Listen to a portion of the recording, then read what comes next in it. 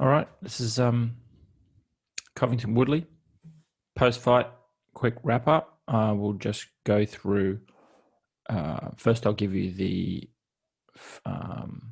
decision analysis from the Cerrone Price fight. Then I'll do a quick run-through of the fights in order with some notes and the results, and that's it. So, if you just want to take a screenshot of this, if you're going to go back and watch and get your opinion on the result, here you go. This is what I thought of the Cerrone Price fight. So just take a screenshot of this, go back and watch Fight Pass. Quick explanation. The darkest color is the highest scoring criteria, which is effective striking and grappling. Then the red is the aggression, then the octagon control. That's the order in which the judges look at it. So if you try and judge the round, it's going to be what the darkest color says first and what the red says, and then the pink. In the middle is kind of a neutral zone, didn't go either way, and so on. And the further it goes out, the more important it is. For example, in that first round, that was as effective striking as a knockdown or two. That was just nearly 40 strikes, I think, in favor of Price. The aggression was as high as could be. If I could put it up there beside it, I would. Okay, so that's how I got the result. You can see Price, because of that, it was pretty even after that first minute. But you have to give it to Price. Round two was really close, but I would say if you took an average of all these dark reds, it's just in favor of Price. Remember, this in the middle, you can't really count either way. So a little bit of aggression here, a little bit of aggression there, a little bit higher for Price. But I could almost have that there as well. But the octagon control was what would have given Price round two. That was very close. In fact, when I first watched it, I thought Cerrone had that round.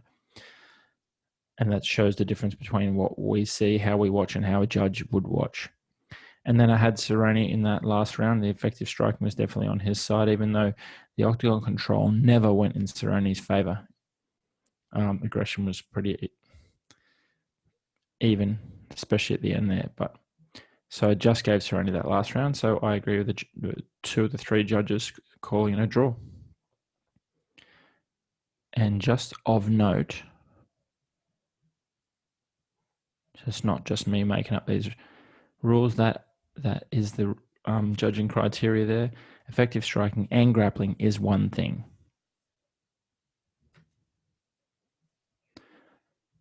Okay, now let's quickly just run through the fights.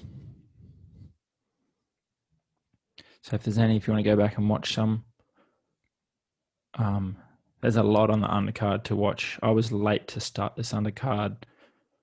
I got through it so quick because of the 8 undercard fights, there was only 2 decisions. And we got 1, 2, 3 round 1 finishes.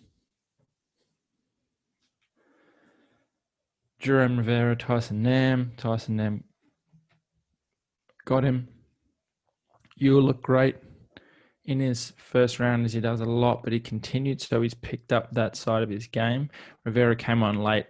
I think Rivera will, for his next fight, work on starting quicker and hopefully have someone with a bit less length. Costa looked great. It's one of my favorite new combos is that strike that's only used to set up the head kick, which is exactly what he did, and he just moved him right into it. That was nice. Derek Minner, I had Minner in the tipping. I changed it because I thought his weigh-in didn't look so good, but he got in there and got it done real quick. Shout out to Jessica Rose Clark, North Queensland's own. She has looked like she's overthought her fights recently, her last 2. And this one, she moved up in weight and she seemed to be a little bit more aggressive. But geez, she looked like a much better striker. She seemed to just enjoy being out there a lot more. And, she's, bloodied that girl up. I mean, it's Alpa's fault for dropping down into that knee. Silva was quick. There's 2 fights tonight where someone was sitting in their guard in a potential triangle and the person on the bottom had their right arm trapped under the person's leg. I've never seen that before. Twice.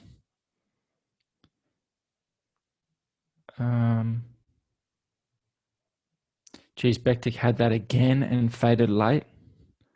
Unbelievable. He looked so strong so early, but he might lose his job in this company, I reckon, from that. Bektik. Well, they might give him one more because he does look pretty good early, but we'll see. Dvorak looked pretty good across the decision. I didn't actually watch all of that fight.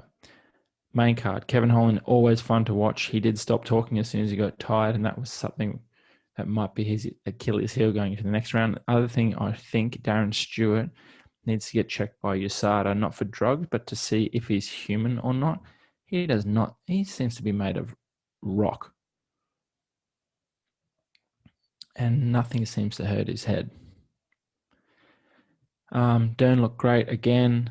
I don't know why Marcos tried to play down in there. Maybe she thought her defensive wrestling was good enough, but Dern said she was so confident down there. She was looking to do creative new submissions that had never been done in the UFC before. If you're that confident on your back, whew, maybe people shouldn't take her down anymore. She says the striking's getting better. One thing about Dern, because she is happy to get taken down, she can throw.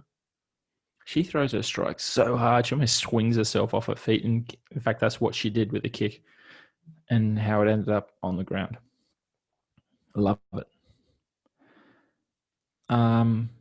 Johnny Walker, Ryan Spann, I don't think that complaint about the back of the head was just. They seem to be curving hammer fists that were hitting the ear. I think the ref was in great position, so nothing to worry about there. One thing of note, though, Johnny Walker seems like he's quite chinny.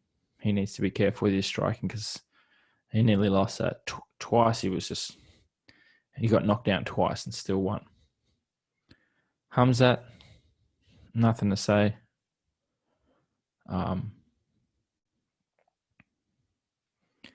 Does what he does.